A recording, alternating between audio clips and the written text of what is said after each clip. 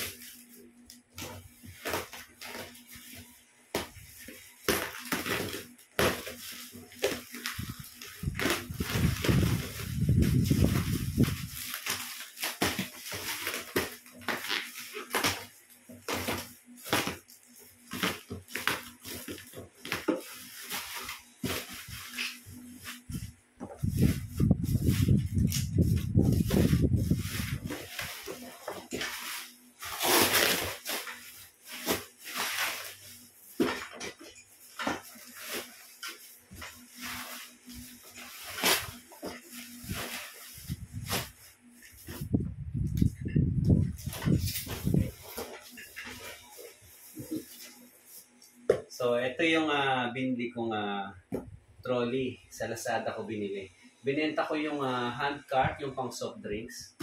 Akala ko noon magagamit ko yun eh. Pero, minsan lang namin nagamit, hindi na namin inulit. So, binenta ko yun, nagdagdag ako ng konti. Binili ko ito sa Lazada.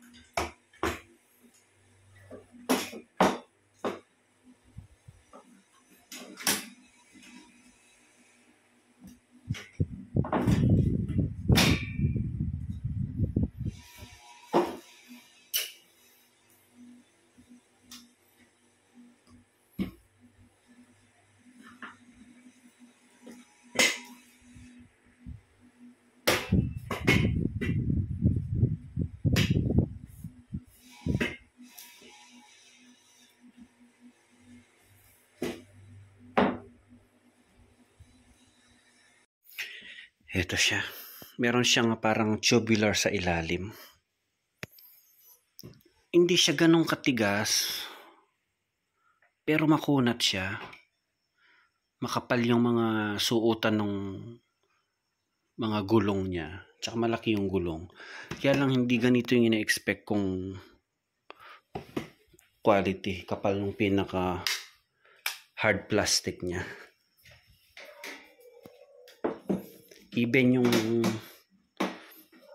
yung ano niya, yung pinaka handle, tubo na handle, hindi siya ganun hindi siya ganun kakapal. Pero ang importante naman dito, maikarga ko dito yung mga maliliit kong kahon na walang gulong at para maitulak, lalo na pag sa mall ang setup namin. Kasi yung ibang mga tour case na malalaki, may mga gulong naman yun eh.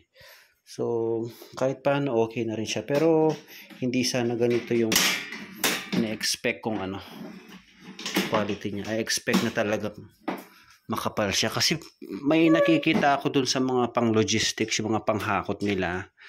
Ito as in solid talaga. Makapal na plastic talaga. Ito okay siya kahit paano. Pero, May lundo siya, oh.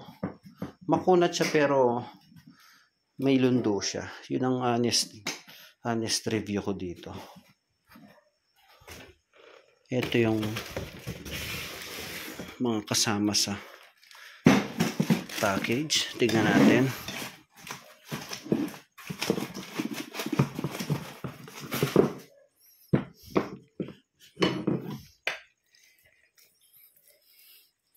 Okay naman yung gulong. Sakto lang, hindi siya sobrang ganda. Pero may nakita ako dito sa mall ng mga incheck dito sa amin. May nakita akong ganito. Standard yung brand. Kulay orange din. Napakaganda ng napakaganda. Sabi ko nga, bibili na lang sana ako ng kahoy na 3/4. Yung makapal na marine ply. Dodoblehin ko. Tapos lagyan ko ng ganito. Ang problema ko yung handle. Kung paano yung mechanism niya doon. Kasi maganda. D2P kagaya nito. Yun nga lang, hindi siya ganun kakapal. No? Try kong i-assemble muna.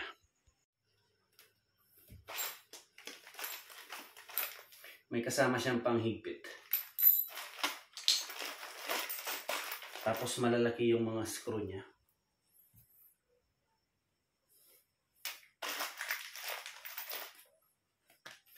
Tapos yung mga nut niya naglalak.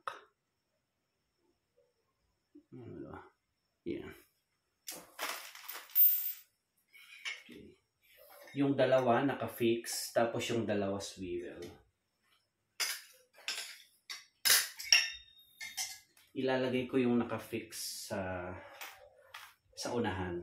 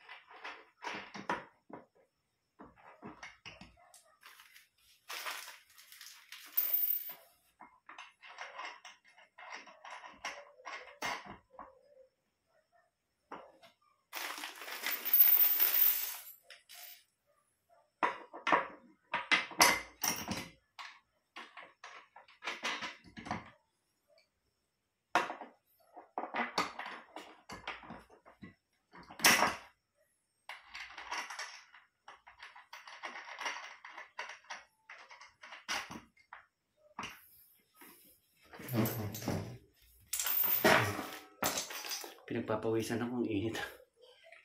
Hindi ko na binuksan yung fan para hindi maingay.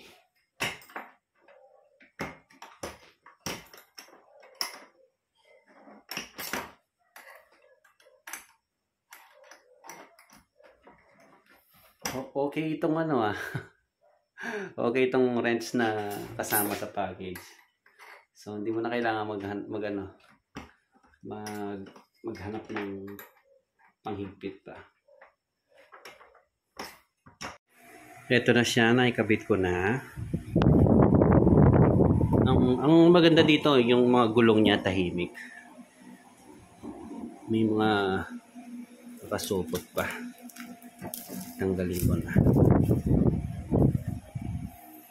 Pero yung load capacity niya na 500, I doubt na 500 ang load capacity niya. Tingin ko mga nasa lang siya, 300. Basta kung itatapat mo lang dito sa gulong yung bigat at